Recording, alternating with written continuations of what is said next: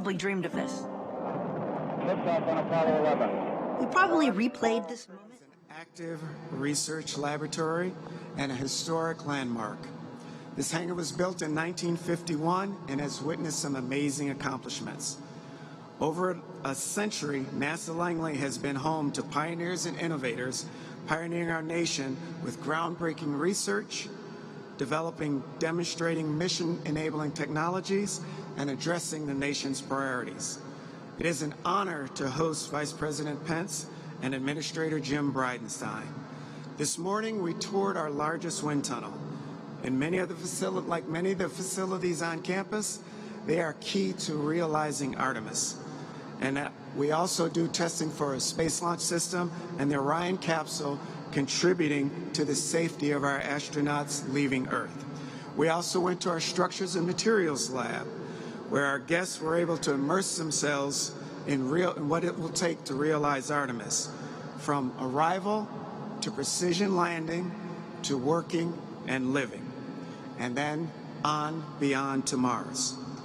We also showed our guests where we will be able how to enable NASA Langley's expertise and how it will enable Artemis and solve some of the toughest problems, along with our colleagues and partners across the agency in industry and academia.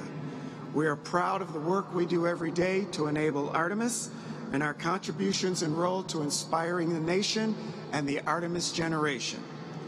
NASA makes the impossible possible, and here at NASA's Langley Research Center, we are a proud member of the NASA family. And on that note, I'd like to introduce our Administrator, Jim Bridenstine.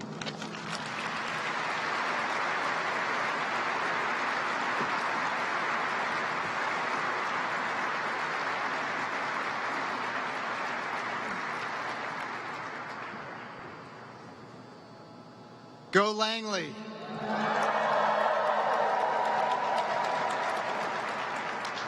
So I get the honor at these events of introducing somebody who I think is doing an amazing job on behalf of our nation and our nation's effort to explore space and do more than we've ever been able to do before.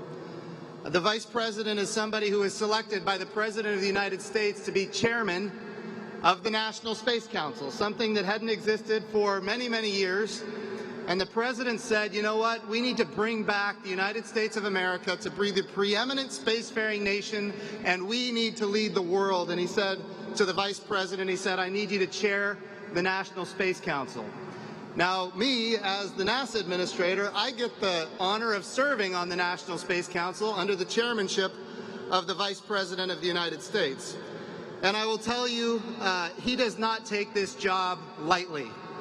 In fact, he takes it very seriously, and he works every day to make sure that not only are we, creating very visionary capabilities, but at the same time, those capabilities and those visions are being matched with budgets. And I am proud to say that right now, we have the highest budget request in the history of NASA on the table right now.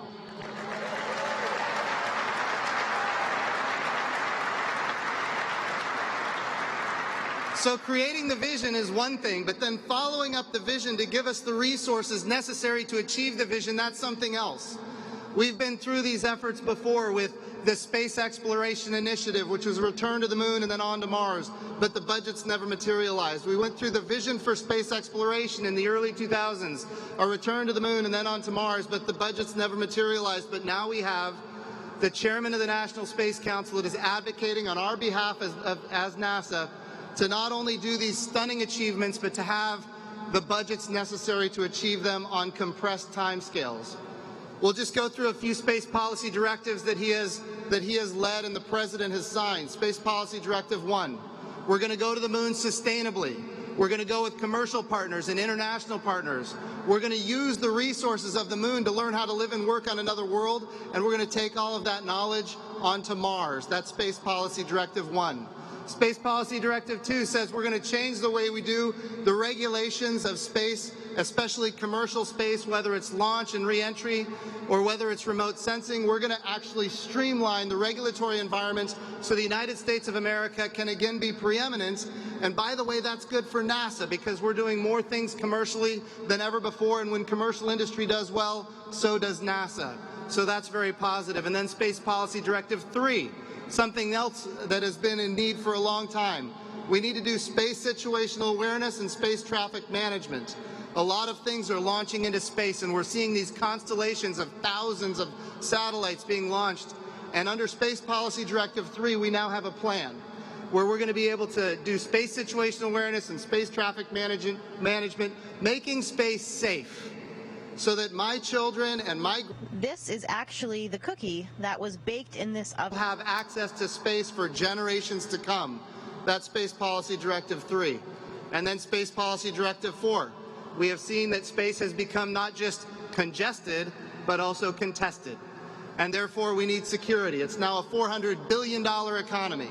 And it's soon going to be a $1 trillion economy. And anywhere there is commerce, there has to be national security and defense. That's just the reality. And we are facing threats like never before in space. So Space Policy Directive 4 said we're going to create the U.S. Space Force. And ultimately, the Vice President of the United States, as chairman of the National Space Council, has led these efforts. And I am proud to say that I have the honor of serving on the National Space Council under the leadership of the Vice President of the United States. And I will also say this. He has been, I don't know how many centers he's been to. I'll tell you when he's been to the Johnson Space Center a couple of times. He's been to Marshall a couple of times. He's been to Kennedy a couple of times. He's been to Langley. He's been to Ames. He's been to JPL. We're planning a trip to Goddard. Here's what I'm telling you. He is not just about talking. He's about doing. And I will also tell you, he calls me every couple of days to make sure that we're achieving what he has told us we need to achieve. This is somebody who is absolutely committed to our mission, and we're seeing it with our budget request. Ladies and gentlemen, the chairman of the National Space Council and the Vice President of the United States, Mike Pence.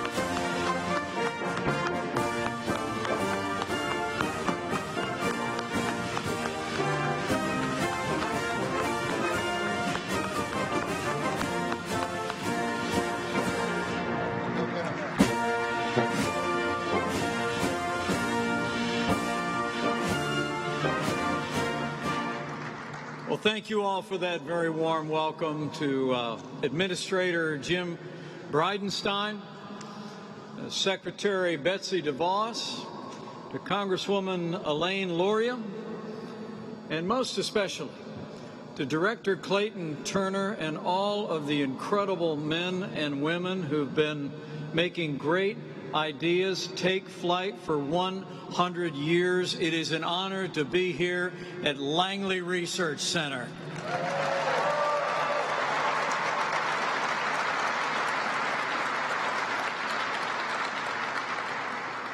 Director Turner and I have been walking through wind tunnels, talking about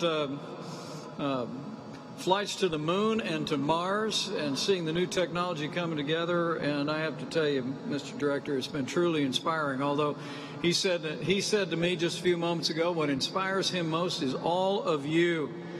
He said his whole job as the director of Langley Research Center is, and I'm quoting now, is to create an environment where all of you can continue to be amazing. So join me in thanking Director Clayton Turner. One more time. Stand up, will you? Thank you, Director Turner. Thanks for doing such a great... You can show your appreciation. This is a man who loves this institution and is a great, great leader in this program. Thank you so much.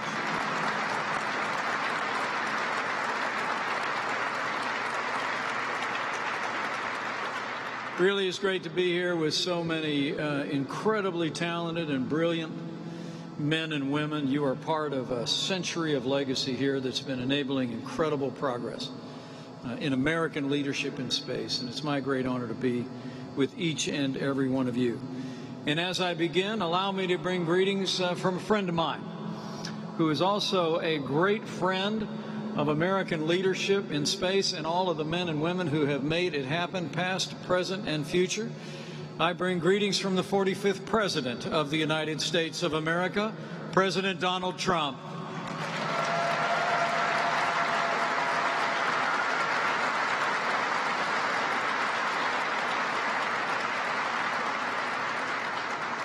You know, as our NASA Administrator just said, from the earliest days of this administration, it's been my great privilege to serve as chairman of the National Space Council.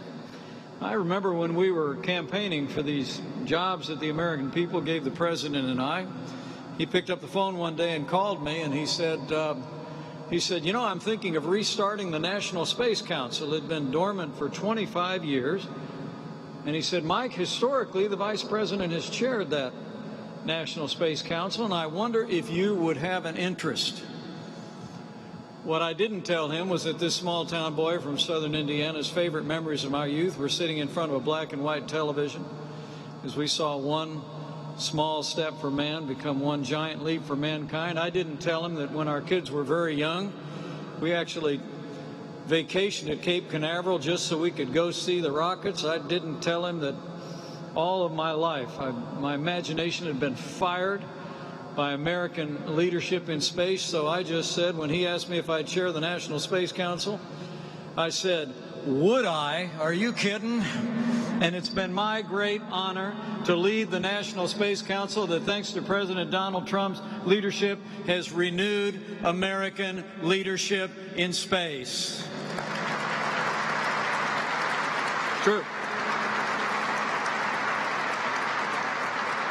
And being among all of you here at Langley Research Center, it's an honor to be with men and women who I just know, and I heard the latest on the progress that we're making. I know the men and women in this room are going to play a decisive role when, in 4 years' time, we return American astronauts to the moon and make sure that the next man and the first woman on the moon are Americans.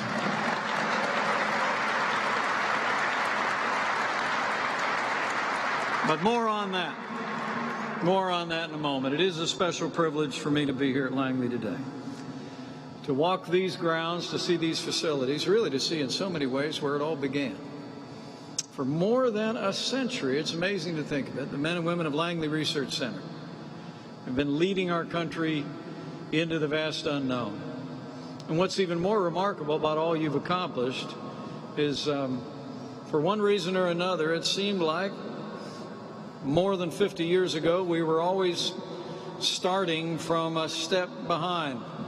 But thanks to the ingenuity and the innovation of men and women here at Langley Research Center, America caught up fast, and has been leading ever since. You know, it's easy to forget that in 1917, when Langley was actually founded, the Wright brothers had launched the aviation age on Kitty Hawk just 14 years before. But at that time, I'm told England, Germany, and Russia had more than 1,000 airplanes, and while the United States only had 30.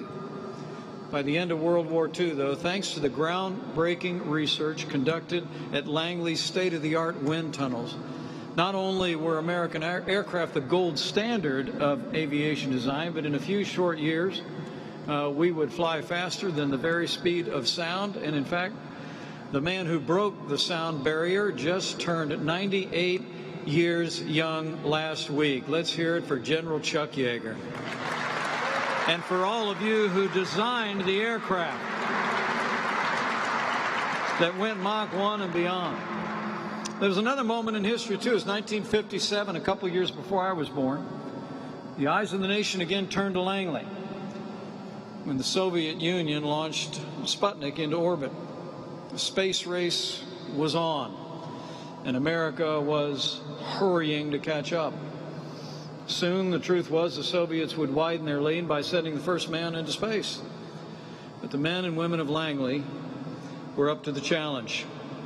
They took President Kennedy's challenge to put a man on the moon by the end of the 1960s personally. In fact, it was your own engineer, John Hubel, who perfected the idea of just how to land on the lunar surface, and all the Apollo astronauts actually trained in these facilities.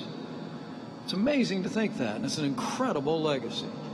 In fact, I'm told that it was in the docking simulator in this very hangar that Neil Armstrong learned how to land on the moon. Gives me chills to think about it. You know, and it was a testament to the preparation he received here that when he was asked what it was like to walk on the lunar surface, Neil Armstrong said, "Just like Langley."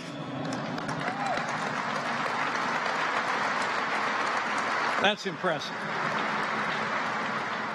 In the years that followed, you all continued to excel, continued to push our nation further into the new frontier, landing a spacecraft on Mars in 1976, developing the space shuttle, helping to build the International Space Station, where American astronauts have now served for more than 2 decades. Here at Langley Research Center, literally, you've led the nation and, frankly, led the world in the advance of science and technology. And I'd be remiss if I didn't another way that you all have pushed forward.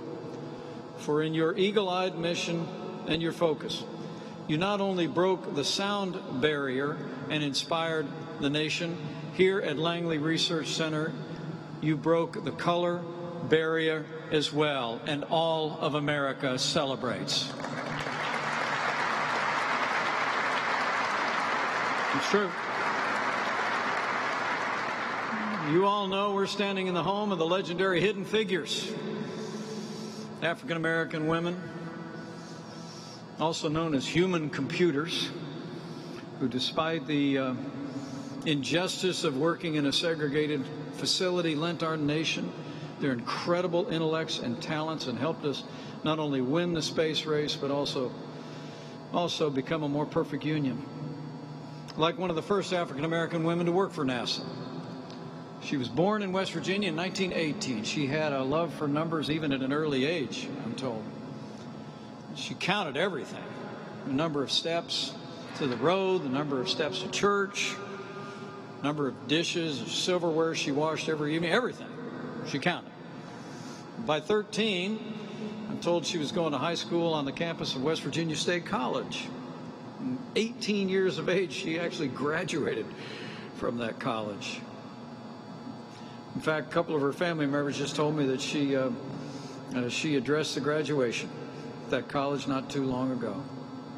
After graduation, she soon left her job as a school teacher to settle down to a quiet life as a homemaker until history came knocking on her door. She heard about an opening, I'm told, at the West Area Computing section here at Langley. Led by her fellow West Virginian, Dorothy Vaughn, she decided to apply.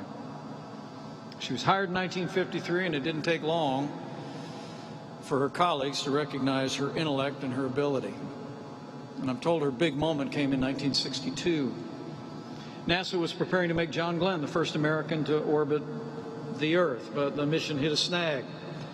Although the engineers had used the best automatic computers available to calculate the exact trajectory of Glenn's space capsule, I read that he wanted to be absolutely certain the machine's calculations were right. And John Glenn, history records, told them, "Get the girl and have her check the calculations by hand with her desktop calculating machine." And once she was finished, John Glenn was reassured. And he said, "If she says they're good, then I'm ready to go."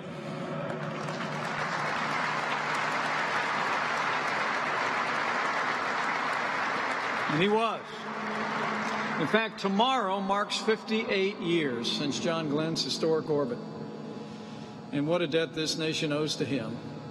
And just as much to that woman who helped make it happen. At 100 years young, she is still with us, thank God. In 2015, she was awarded the Presidential Medal of Freedom. Today, her name graces the Computation Research Facility on this campus. And we all remember the extraordinary motion picture that inspired the nation just a few short years ago. So let me say, in honor of African American History Month, Join me in recognizing a truly great American pioneer, Katherine G. Johnson.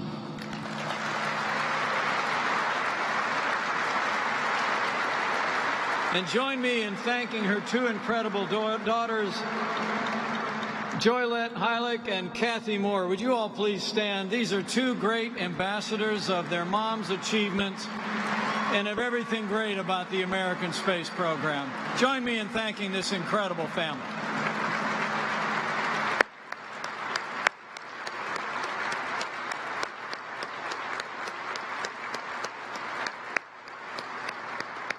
Thank you, ladies. Thank you so much. You know, we all owe a debt to many of the women of the Hidden Figures era, like Katherine, who broke down racial barriers while she pushed the frontier of human knowledge. Like another one, an engineer from Monroe, North Carolina. When she was a little girl, I'm told, instead of playing with her dolls, she'd take them apart and put them back together. Or she'd help her father work on his car, anything to learn how things worked. After graduating from Hampton University with a degree in mathematics, she heard about the opportunity to work here at Langley, become one of those human computers. Brilliant people gathered here. And NASA snatched her up. But she wasn't done yet. In 1975, after crunching data for 8 years, she decided it was time to start creating data.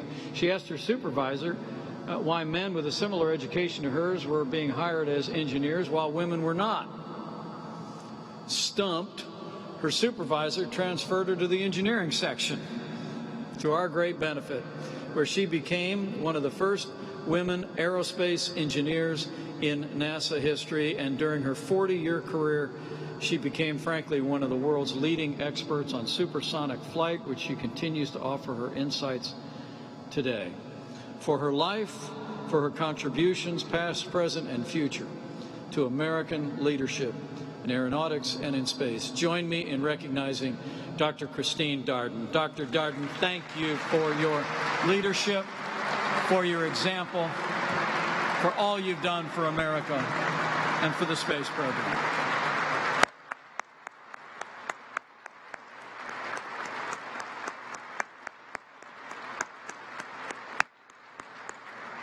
Such an honor to be with you today. Thank you. Thank you so much. You know, ever since Katherine and Christine came to NASA, all of you here at Langley have continued that proud tradition of empowering Americans from all walks of life and every background to take part in the extraordinary experience of human exploration and discovery. And for all that you've accomplished here at Langley Research Center, it's how you have done it, bringing all of the best of America together to do it. It's really a way that Langley Research Center has inspired the nation in two ways, not just for what you've done, but for who you are. I mean, the hidden figures inspire us about your great contributions to the life of this nation today. But the really good news is the hidden figures have given way to modern figures, many of whom are with us here today. Am I right?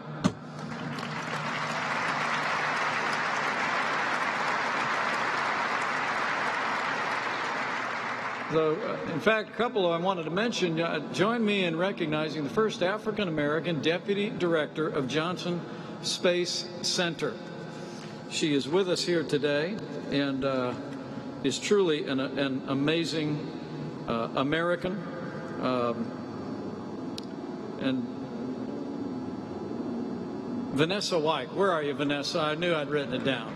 Vanessa, stand up. Come on. She's here from Johnson Space Center.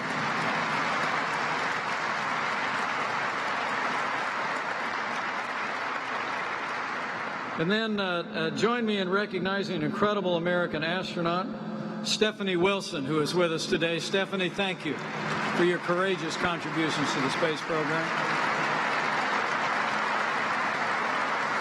And I mentioned him before, but he just also happens to be the first African-American director of Langley Research Center. Clayton Turner, thank you. Thank you for your leadership and your example. We're all great Americans. truth is, people here in Langley have led our nation to dominance in the skies and in space. You've led us to important milestones toward a more perfect union.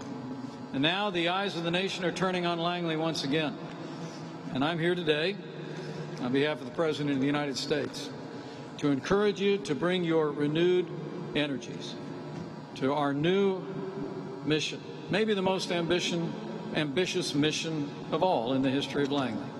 You know, in our first year in office, President Trump signed what came to be known as Space Policy Directive 1. We made it the policy of the United States of America to return to the moon and prioritize crewed missions to the lunar surface. And ever since his signature dried on that document, I know all of NASA and Langley Research Center have been busy at work. I was inspired to get an update on that today. I'm pleased to report to you as well that thanks to the efforts of so many of you here, before we even get to the summer, with the strong support of all of you, the United States will return American astronauts to space on American rockets from American soil. We're going back. And we're going back from the USA.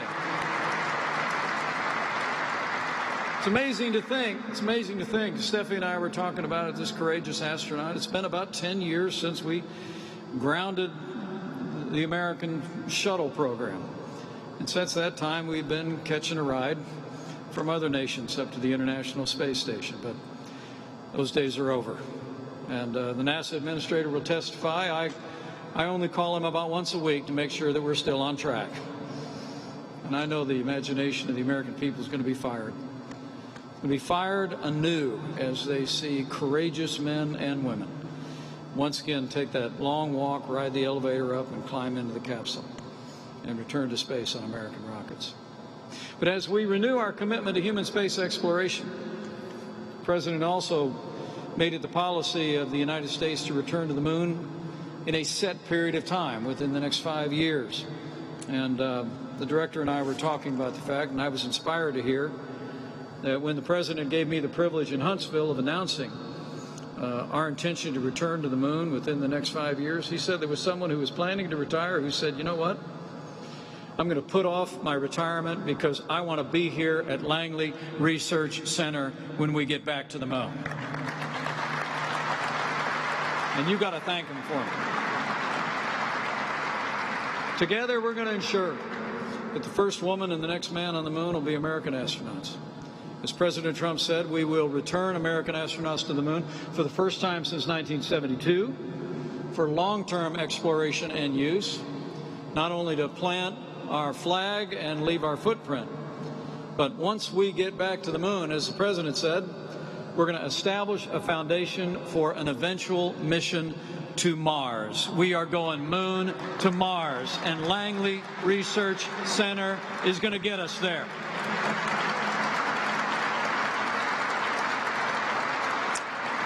I don't have to tell all of you that Langley is going to be absolutely vital to this mission. As I learned again today, touring the facilities, I know you're hard at work, testing in the wind tunnels, the SLS Space Launch System. It's the most powerful rocket NASA will have ever built. You've developed a launch abort system.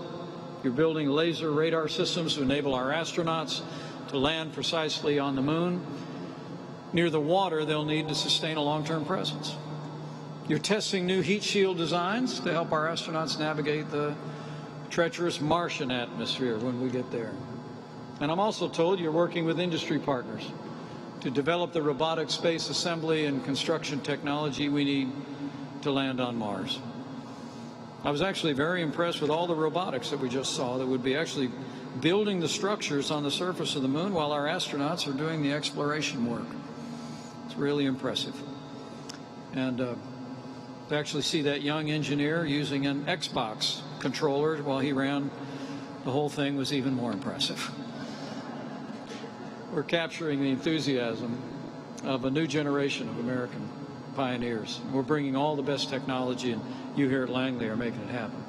So I really came by today just to say thank you. Thank you for what all of you are doing in this renewed mission for American leadership in space. And I want to assure you, under President Trump's leadership, We're not only going to have the will, we're not only going to have the goal, but we are going to make sure that NASA and Langley have the budget to get the job done.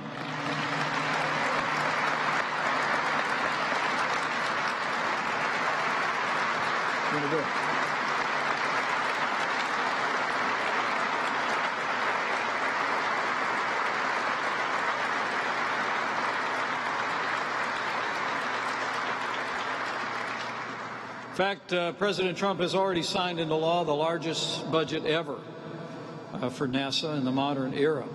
And just last week, the President unveiled this year's budget for NASA, which calls for a NASA budget of more than $25 billion. It's a 12% increase. And let me just say, I can assure you that the support for NASA is strong and broad in Washington, D.C., and it is truly bipartisan. And I do want to thank Congresswoman Elaine Luria for your strong support, not just of Langley, but of NASA. And thank you for being here today as well.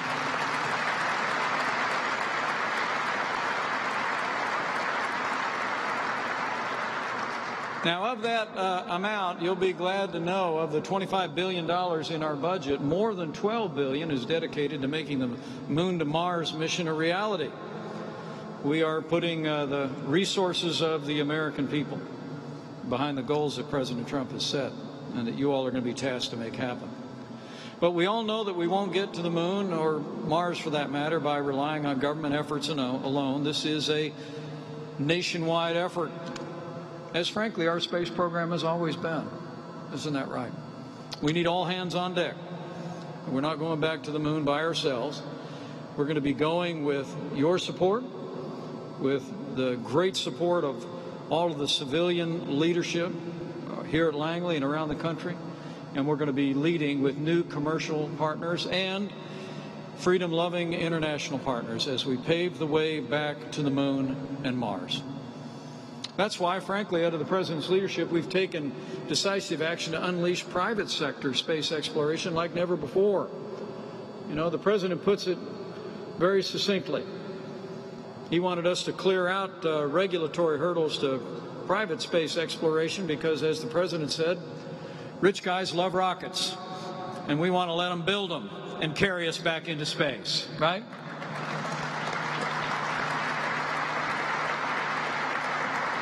We want to see that entrepreneurial spirit continue to develop, and it is. I don't have to tell you here at Langley about the incredible entrepreneurial energy behind the space enterprise in the United States.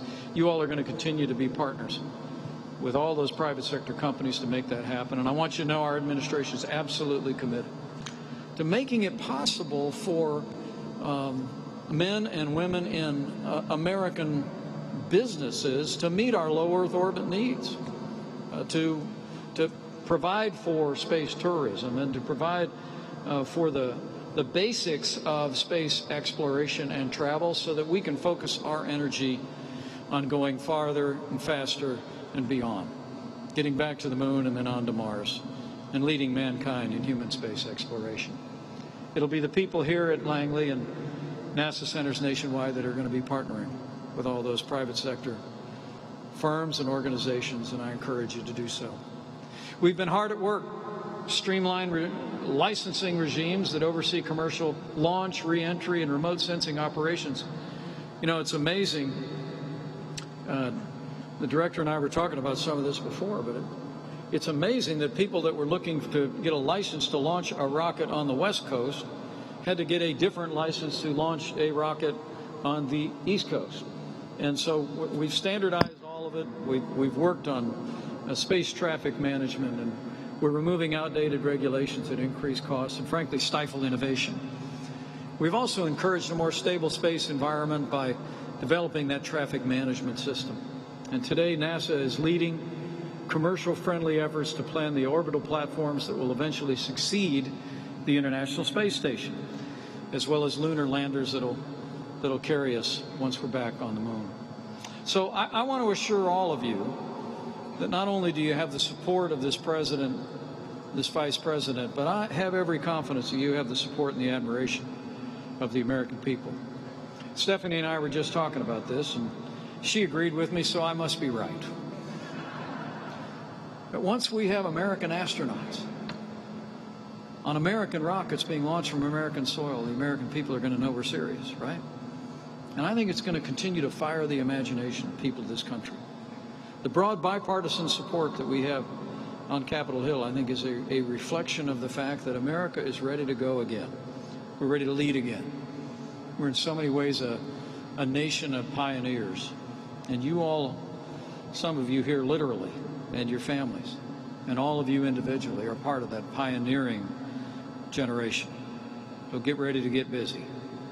The President has directed NASA and the Administrator to accomplish our goal to return to the Moon and then on to Mars, not only within 5 years, but let me be clear. The President's made it clear that we're going to accomplish this goal by any means necessary. In order to succeed, we are going to continue to focus on the mission over the means.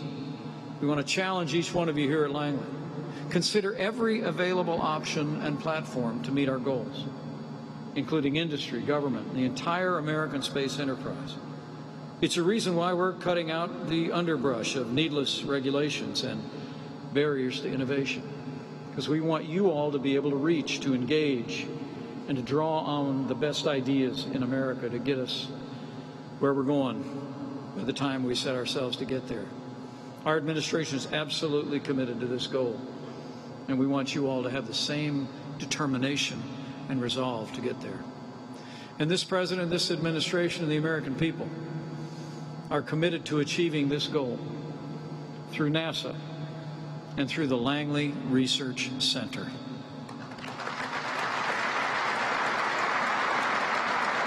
So let me at least give you one word of admonition on behalf of your President and on behalf of the entire National Space Council. More than ever before, we want you to engage your imaginations, your creativity. Challenge one another. You know, there's that old proverb that says iron sharpens iron. So I encourage you to come in every day with that same impatience and energy that, frankly, I heard in the voices of everybody that Director Turner introduced me to today. The enthusiasm as we walk through the center, the fire in their eyes. Just let that be in your eyes. And as I said before, we engage with the private sector, demand that they bring their best into this effort as we lead America, and America leads in human space exploration again. The truth is, I know I'm standing before some of the most brilliant people in this country, or in the world. But there's also many in the private sector who are going to benefit. They're going to benefit from your knowledge, from your collaboration. We encourage you to reach out, to engage them in every appropriate way to help us achieve our mission. Keep building on the partnership that the American space program has always been in this country. It's never been enough here at Langley Research Center to sit behind a desk and perfect theories. Theories are meant to be tested, and each one of you are men and women who understand that. You're in the testing business. You develop the theories here, and then you've made sure through the generations that they've worked. So I want to challenge you to continue to bring your renewed energies to that, and challenge our partners in the private sector to do the same. Give us new perspectives, know-how to make the ideas and the goals of the American people a reality. Innovation never happens in a vacuum. Langley's been proving that now for a century. So we encourage you to bring it all together, bring the team together, challenge one another, and challenge our partners around the country to join us. And the best ideas come from debate, they come from testing, they come from conflict. So I just encourage you to get out of the office, keep working hand in hand with all of our partners around the country, and know that we're going to have your back every step of the way. And in the midst of all of that, I just encourage you to have faith. Have faith in one another. I mean, you all are 100 years into an extraordinary enterprise here at Langley Research Center.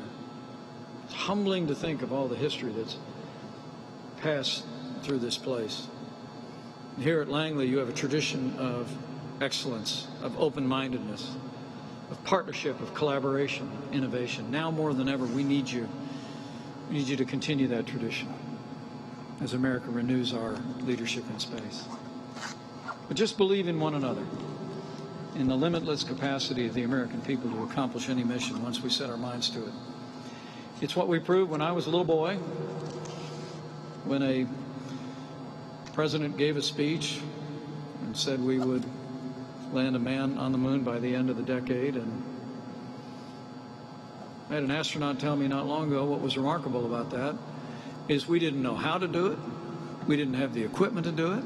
We didn't have the people trained to do it. But America did it. And we're going to do it again.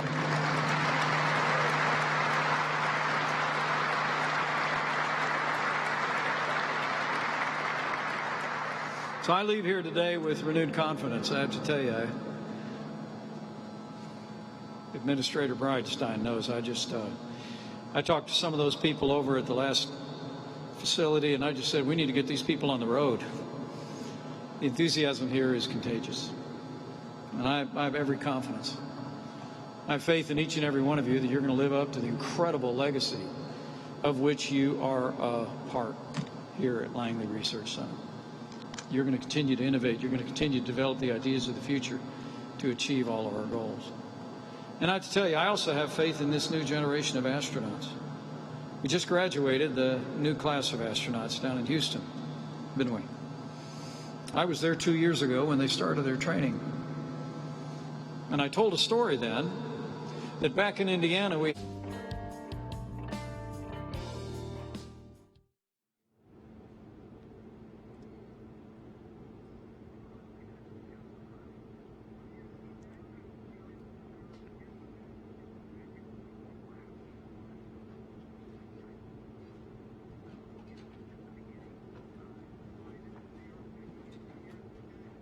I hear you loud and clear. How me?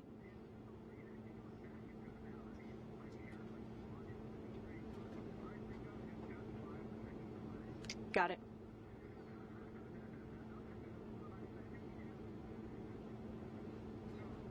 One, 2, 3, 4,